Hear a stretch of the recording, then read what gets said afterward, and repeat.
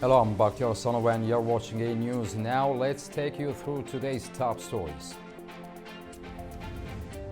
Zohran Mamdani makes history as he wins the New York mayoral elections. At least 7 people have died after a cargo plane crashed at Kentucky Airport in the United States. And the typhoon kills at least 66 people as it sweeps through the Philippines.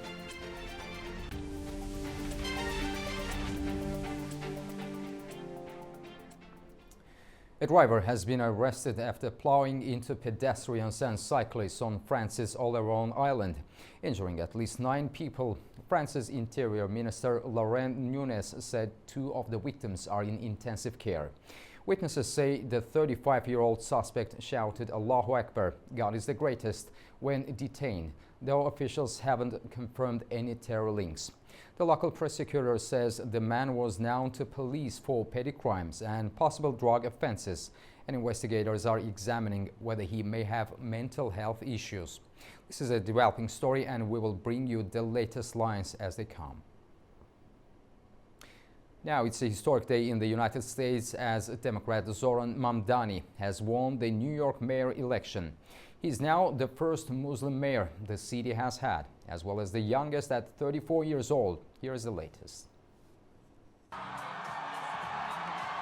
The crowd at New York mayoral candidate Zohran Mamdani's watch party erupted with cheers, hugs and high fives on Tuesday night when news swept through the room that he had been declared the winner in the highly watched mayoral race. He is New York City's first Muslim mayor and its youngest in generations. The 34-year-old state lawmaker's candidacy, however, has sparked ideological divisions within the party and beyond. New York will remain a city of immigrants, a city built by immigrants, powered by immigrants, and as of tonight, led by an immigrant.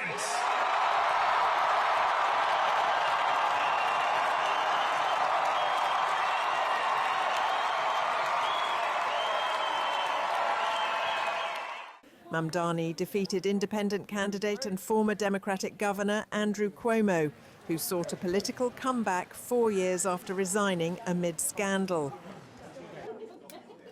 Republican nominee Curtis Sliwa finished a distant third in most opinion polls. Following Mamdani's victory, Sliwa warned that he would be the new socialist mayor's worst nightmare if he attempts to implement socialism. President Donald Trump closely followed the race and strongly opposed Mamdani's campaign. He repeatedly labeled the Democrat a communist and threatened to withhold federal funds from the city if Mamdani won.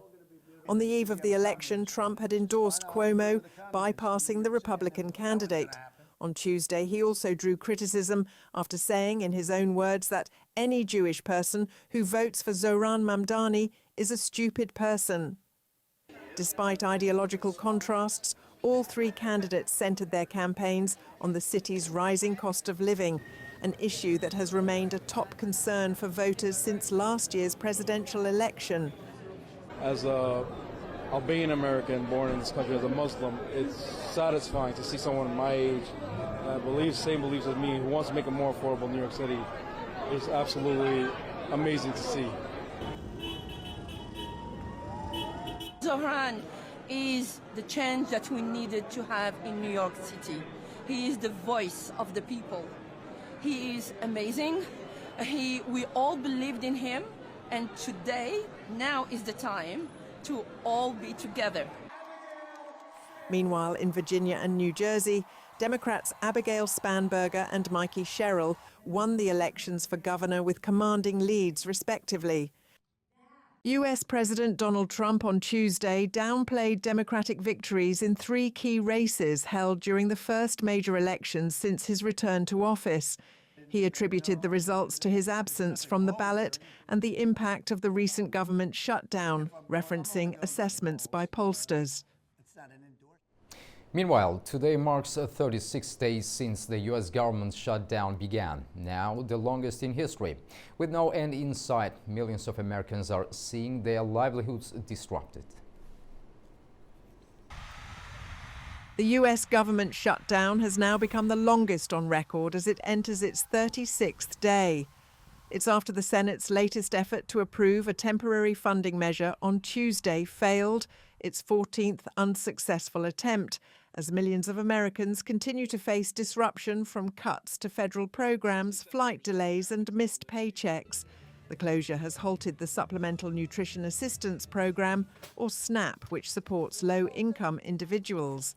And now food pantries are under further strain, compounding existing economic pressures.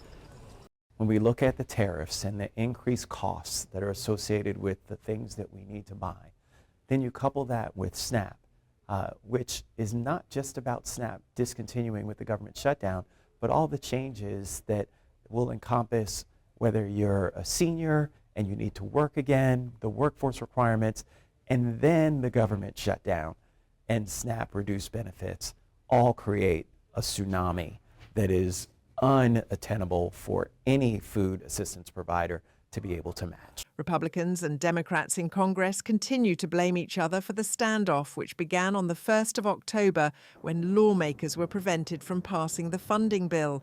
The situation centres on enhanced tax credits for insurance premiums, which are due to expire at the end of the year and could sharply increase healthcare costs. Democrats want the bill to extend these tax credits, which help make health insurance more affordable for millions of Americans, and reverse President Donald Trump's cuts to Medicaid, a government healthcare program used by the elderly, disabled and low-income people. However, Trump has refused to negotiate until Democrats agree to reopen the government. The Congressional Budget Office warns the shutdown could cost the U.S. economy $14 billion if it lasts 8 weeks. This closure surpasses the previous record of 35 days set during Trump's administration in 2019. A UPS freight plane has crashed in Louisville in Kentucky, killing at least 7 people and injuring around 11 others. According to the local governor, it's expected that the death toll will rise. Emergency crews are on the scene and the status of the onboard crew is still unknown.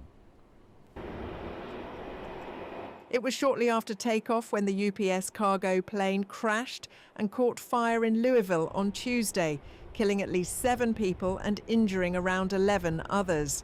According to reports, the MD-11 aircraft took off with flames on one wing and a huge fireball erupted when it hit the ground.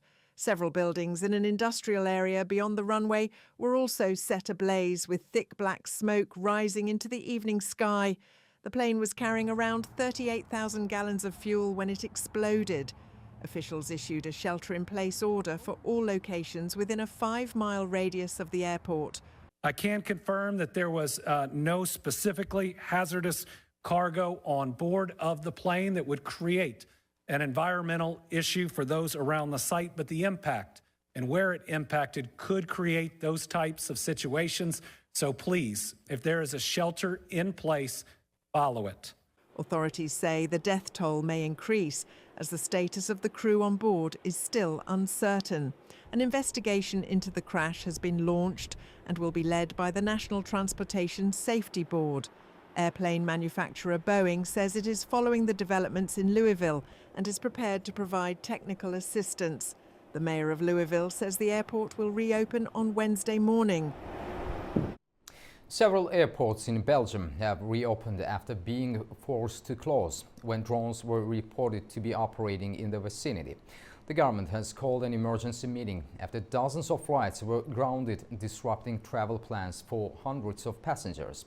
William Denslow reports from Brussels. According to Belgian air traffic control, drones began to be spotted at around 8 p.m. local time on Tuesday evening. Subsequently, there were drone sightings at Liège Airport, a popular cargo hub for air transportation, as well as at several military sites as well. Now, for Brussels International Airport at Zaventem, the most busy airport in the country, well, this prompted a closure at the airline, and it's reported that hundreds of passengers were forced to spend the night at the airport. According to the flight tracking service FlightAware, roughly 10% of Brussels Airlines flights are facing disruptions into Wednesday. I'm Ukrainian and I'm very much concerned that now in the heart of Europe we can see drones flying out of nowhere, and we have no means to prevent that or to fight that back for now. Yeah, but not from here. It's from the other airport. The second flight got cancelled, and we're booked on the third flight, but we don't want to fly anymore. So we're trying to reclaim our luggage, but also that's a slow process.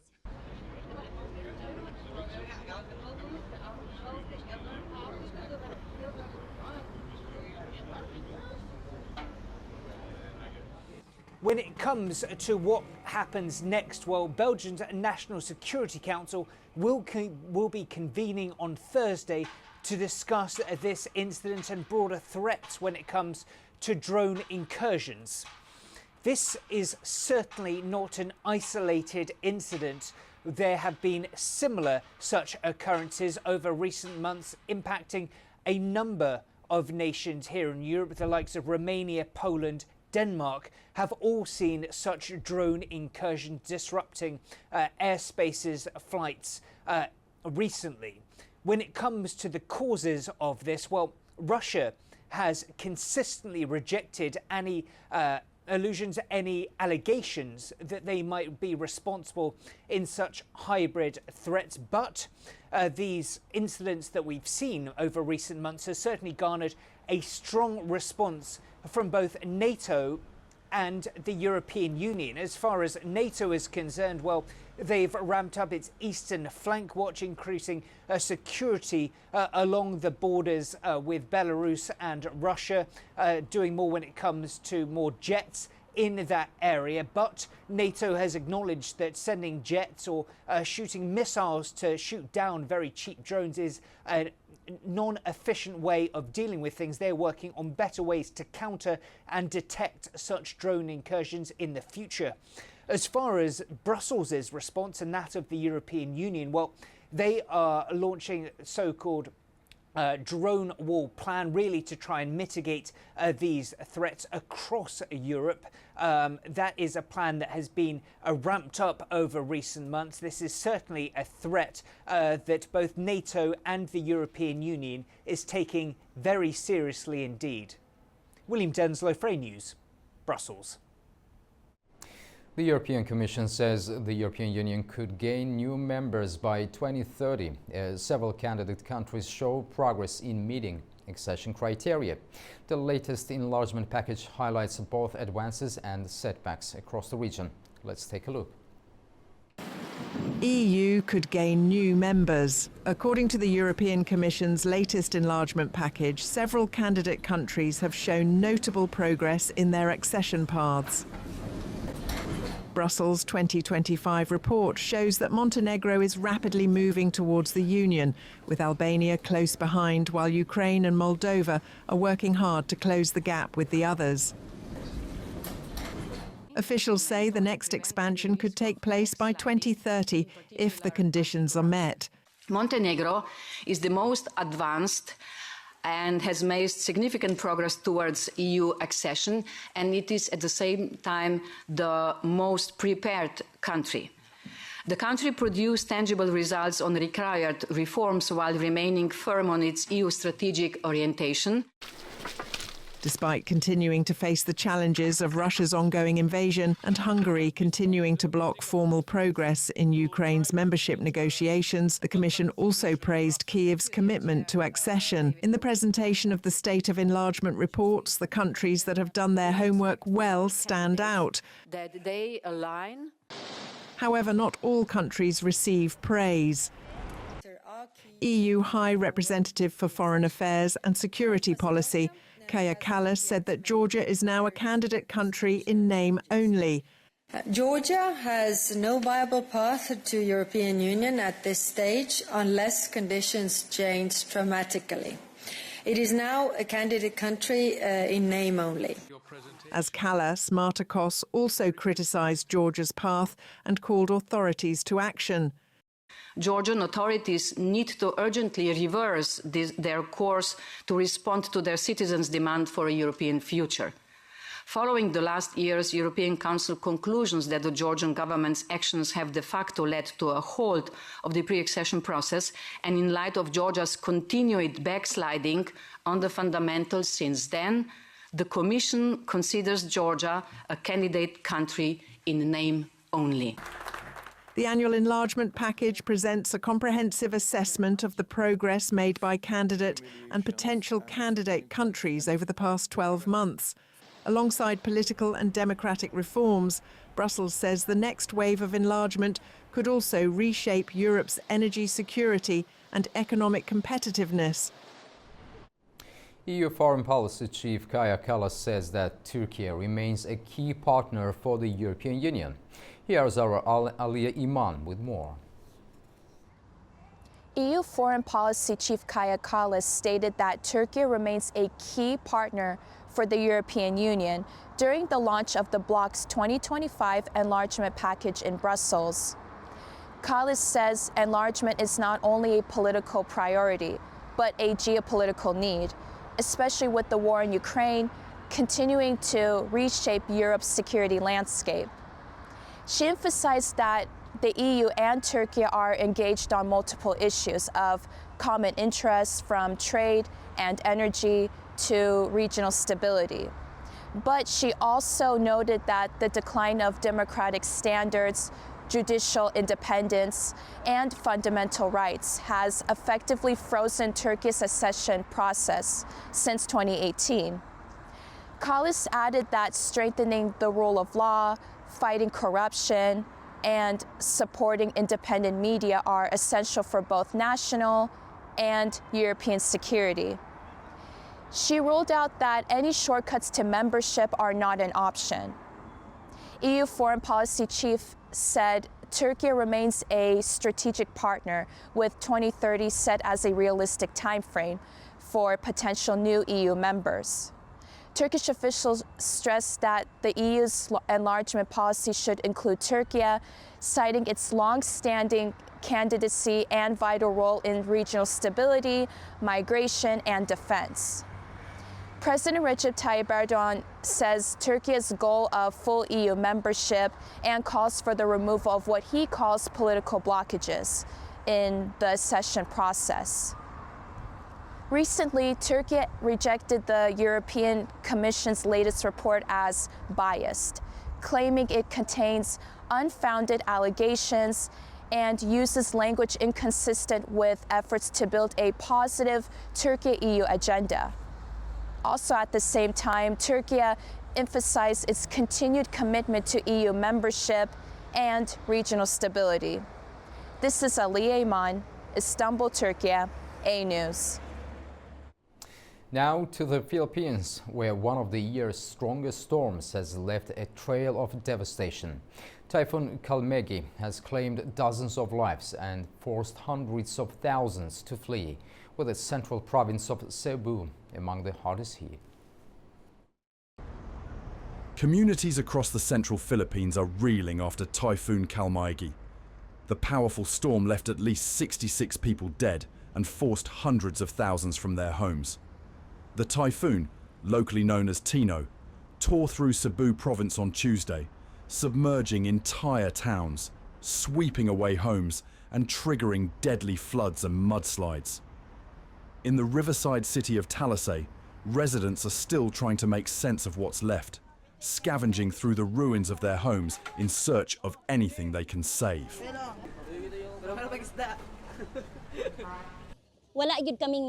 We have lost everything. We don't have a home. We need help. We have no place to sleep, no food, nothing to use. We only have torn clothes. We just need food, rice, anything to eat, but we have nothing.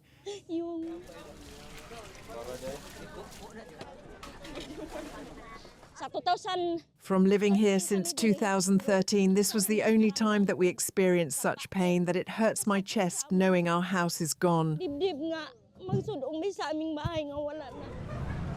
In one of Cebu's hardest hit areas, residents work to clear thick mud from their homes and belongings. The floodwaters quickly rushed in and we were not able to bring anything with us. This was the first time that has happened to us. I've been living here for almost 16 years and it was the first time I've experienced the flooding. The Office of Civil Defence said at least 49 people were killed in Cebu alone. 6 more died when a military helicopter on a relief mission crashed in Mindanao after communication was lost. More than 400,000 people have been displaced across the Visayas region, where rescue and relief operations remain ongoing. Typhoon Kalmaegi has since weakened as it moved over the South China Sea toward Vietnam. But for many survivors, the struggle to rebuild is only beginning. Now we will take a short break. Right after the break, we'll discuss Zohran Mamdani's historic victory as New York City's first Muslim and youngest mayor in over a century, and what this means for the city's political future. See you shortly.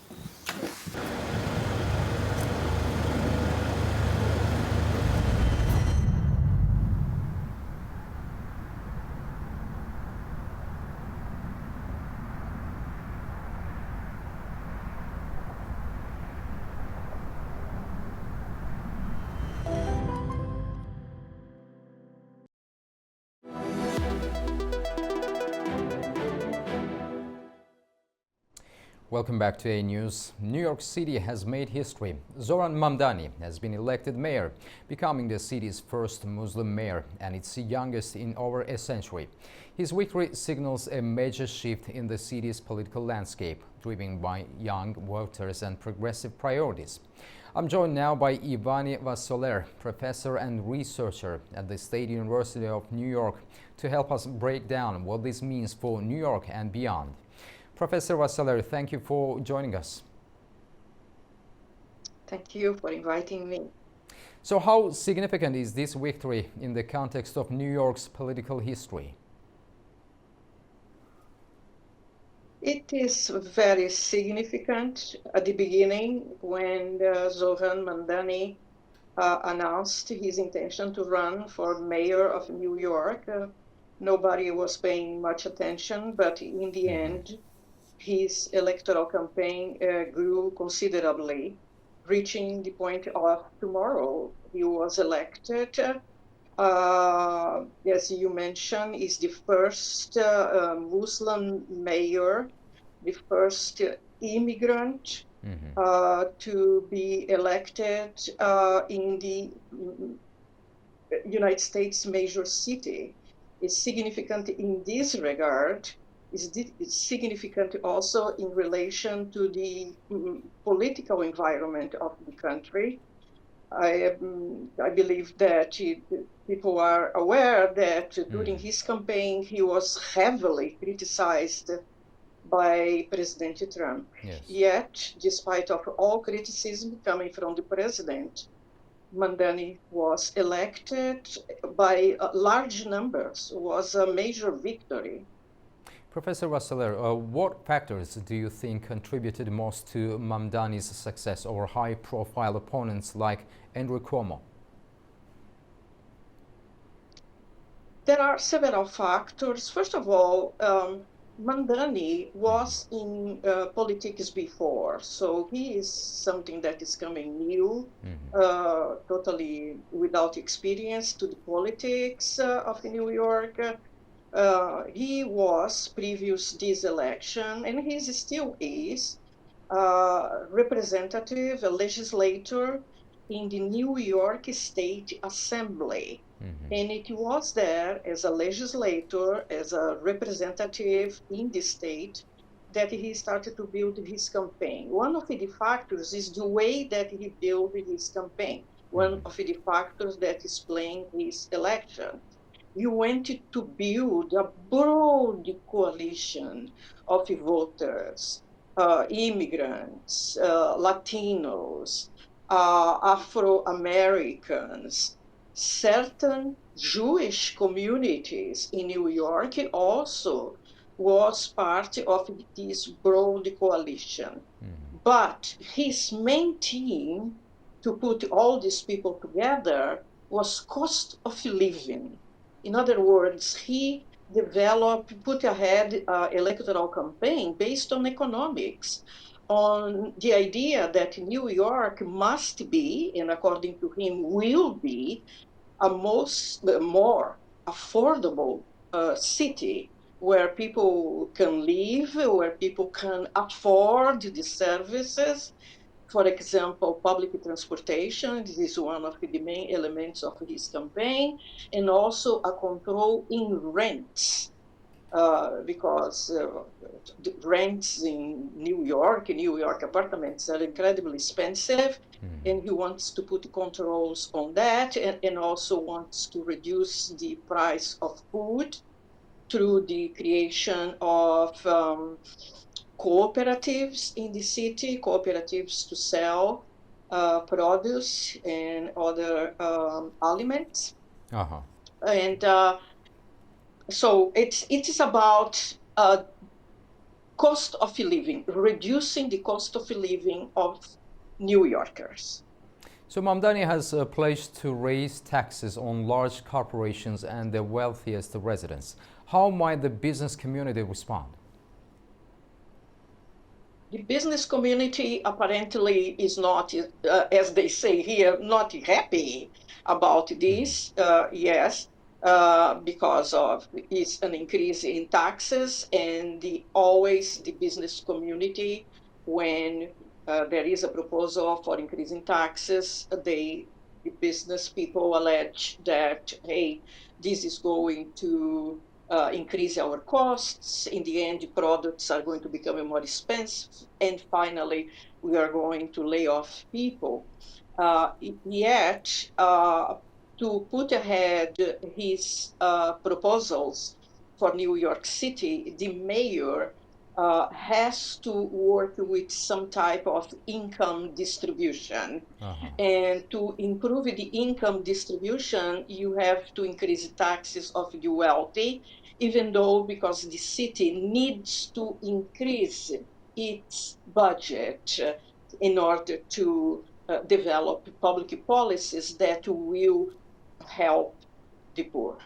Professor Wasseler, how might Mamdani navigate his political relationship with President Donald Trump, who has openly criticized him? This is now I would say, the big question. He obviously is going to take office, Mamdani is going to take office in January, and will have to establish some type of relationship with President Trump. The mayor, now elected mayor, is a very charismatic politician and has the support of millions of residents of New York. So he goes to this important political position as a mayor of the country's largest city with a lot of political capital. And this is also, I believe, that's something that is going to help him in negotiate with President Trump, that has been very aggressive with New York City, including threatening to send troops to patrol New York City. And obviously, this is something that the mayor does not agree with. So what do you think? Could federal funding for New York City realistically come under threat as a result of this conflict? I believe that is difficult at this point. So there are several proposals there that the mayor wants to implement. Certainly, some conflict is inevitable in politics, is inevitable. But there are other, as I said, because of the mayor political support coming from residents, from this broad coalition, I believe that his government will be able to deal with some conflicts and reduce some of them, certainly not all. And also, what message does this election send to the Democratic Party nationally?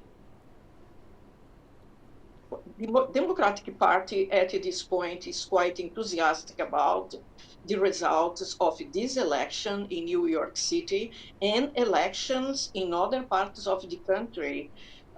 Yesterday in the United States, there have been elections for local, municipal, and state governments in the 50 states of the United States. There have been more than 50,000 local elections. 5,000 mayors, including Mamdani, were elected yesterday. Several of them, there have been Democratic gains, and also for two states, two governors elected yesterday, the state of New Jersey and the state of Virginia, were Democrats. Professor that are Vasseler, going to take office in January. Also, how have key issues such as the economy, public safety, and education shaped voter turnout and candidate messaging in the gubernatorial races in New Jersey and Virginia? The economic issue is a significant one. According to the polls, almost 2/3 of those interviewed in these polls in the entire country, they oppose the economic policies going on now under the Trump administration. So there is a rejection, according to the polls, of the economic policies. Is very significant. Other issues are health care, that is becoming unaffordable to many Americans, the price of health care. And these are the main issues that shaped the electoral processes yesterday in the United States. And finally, what will be the first major challenge Mamdani faces once he takes office? The major challenge is to implement his policies. One of his proposals is to essentially to make public transportation, the subways and the buses in New York, much more affordable than they are today. This is going to be very difficult to implement, but this is, I think, is going to be one of his first challenges, no doubt. Without mentioning the challenge to deal with the federal administration, more particularly President Trump. Professor Ivani Vassaler, thank you so much for your time and insights. We truly appreciate you joining us today. Thanks a lot. I thank you very much. After the break, we'll take a look at the key stories shaping the region. Stay tuned.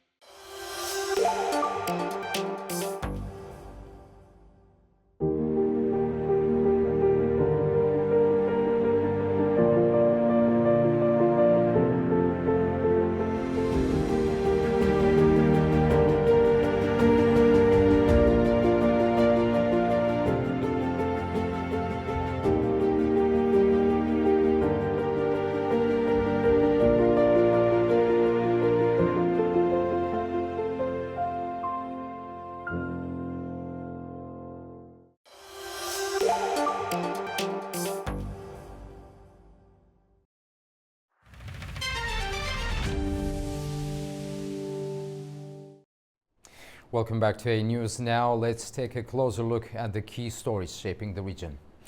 A train carrying wheat to Armenia has passed through Azerbaijan for the first time since the lifting of transit restrictions.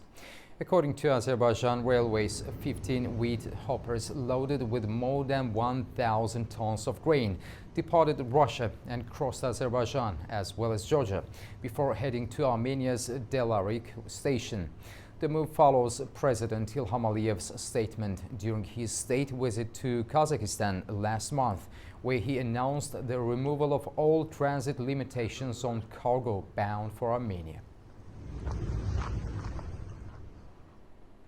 Armenia and Turkey have reached an agreement to expand air connections between the two countries. That's according to the Armenian Foreign Minister Ararat Mirzoyan. Alongside current flights between Turkey and Yerevan, he said that new routes were being planned to link several Turkish cities with Armenia's second largest city, Gyumri. He said the decision is part of the ongoing process to normalize bilateral relations.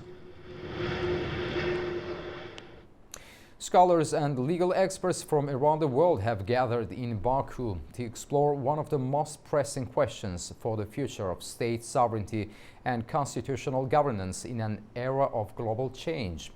The International Scientific Practical Conference gathered experts from 15 countries, held within the framework of 2025, the year of constitution and sovereignty of Azerbaijan. The event examines how constitutions respond to global shifts, from digital transformation and security challenges to sovereignty and identity in the 21st century. And December 15th has officially been proclaimed World Turkic Language Family Day, a historic recognition from UNESCO. The decision, adopted during the 43rd General Conference in Samarkand, has drawn warm reactions from across the Turkic world.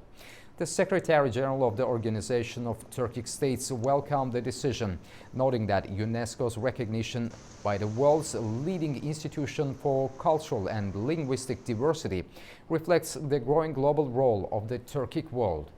Azerbaijan also praised the move, describing it as a tribute to the Turkic world's centuries-old linguistic and cultural heritage.